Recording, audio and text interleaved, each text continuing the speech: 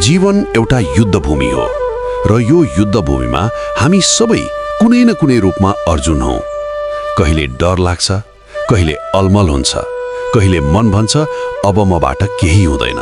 तर त्यही युद्धभूमिमा हाम्रो रथमा बसेर हामीलाई मार्गदर्शन गर्ने एक आवाज सधैँ तयार छ। त्यो आवाज हो श्री कृष्णको आवाज। 2026ले तपाईलाई सोधिरहेको प्रश्न। 2026 आइपुगेको छ, तर प्रश्न यो होइन कि वर्ष फेरियो कि फेरिएन।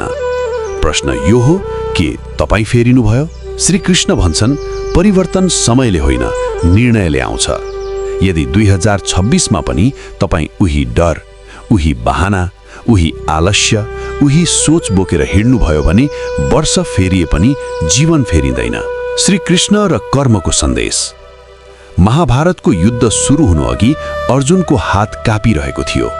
उनीसँग सीप थियो, हतियार थियो, ज्ञान थियो, तर आत्मविश्वास हराएको थियो। त्यही बेला श्रीकृष्णले भने कर्म गर, फलको चिन्ता नगर। 2026मा तपाईले यही कुरा बुझ्नुपर्छ। तपाईको काम तपाईको हातमा छ, परिणाम समयको हातमा। आज मेहनत गर्नुहोस्, आज अनुशासन बनाउनुहोस्, आज आफूलाई बदल्नुहोस्, फल आफै आउँछ। आफूलाई बदल्ने पहिलो कदम सोच। श्री कृष्ण भन्छन् मन नै मित्र पनि हो, शत्रु पनि। 2026मा यदि तपाईको सोच कमजोर रह्यो भने जीवन कहिल्यै बलियो हुँदैन। आजदेखि म सक्दिन होइन, म सिक्दैछु भन्न सिक्नुहोस्। मेरो भाग्य खराब छ होइन, म आफ्नो भाग्य बनाउँदैछु भन्नुहोस्। बहाना त्याग्नुहोस्। अर्जुनले पनि बहाना बनाएका थिए। म युद्ध गर्न सक्दिन, म आफ्नै मानिस मार्न सक्दिन। तर श्रीकृष्णले बहानालाई स्वीकार गरेनन्। उहाँले भने धर्मको बाटो सजिलो हुँदैन, तर सही हुन्छ। 2026मा समय छैन, पैसा छैन, साथ दिने कोही छैन, यी सबै बहाना हुन्। यदि इच्छा बलियो भयो भने बाटो आफै बन्छ। अनुशासन बराबर आत्मसम्मान। श्रीकृष्णको जीवन हेर्नुहोस्।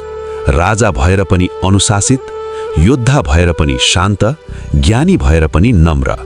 2026मा यदि तपाईले अनुशासन सिक्नुभयो भने, आफूलाई सम्मान गर्न सिक्नुभयो भने दुनियाँले तपाईलाई रोक्न सक्दैन। बिहान चाँडै उठ्नुहोस्, आफ्नो लक्ष्य लेख्नुहोस्, आज के सुधार गर्ने हो सोच्नुहोस्। सानो परिवर्तन ठूलो परिणाम ल्याउँछ। असफलताबाट नडराउनुहोस्।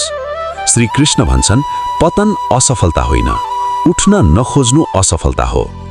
2026मा यदि तपाई लड्नुभयो भने लाज मान्नु पर्दैन, तर यदि तपाई उठ्नै चाहनु भएन भने त्यो हार हो। प्रत्येक असफलता एक शिक्षा हो, प्रत्येक पीडा एक तयारी हो। आफूमा विश्वास राख्नुहोस्। अर्जुनले जिते किनकि उनले अन्ततः श्रीकृष्णको कुरामा विश्वास गरे। 2026मा तपाईले पनि सबैभन्दा पहिले आफूमा विश्वास गर्नुपर्छ। तपाई कमजोर होइन, तपाई ढिलो मात्र हुनुभएको हो। तपाई असफल होइन, तपाई सिक्ने क्रममा हुनुहुन्छ। अन्तिम सन्देश।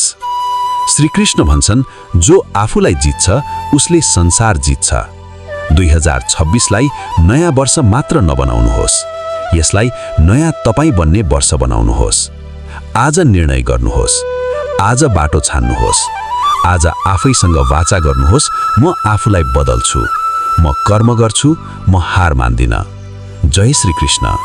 नयाँ 2026 तपाईको जीवनको सबैभन्दा बलियो अध्याय बनोस्।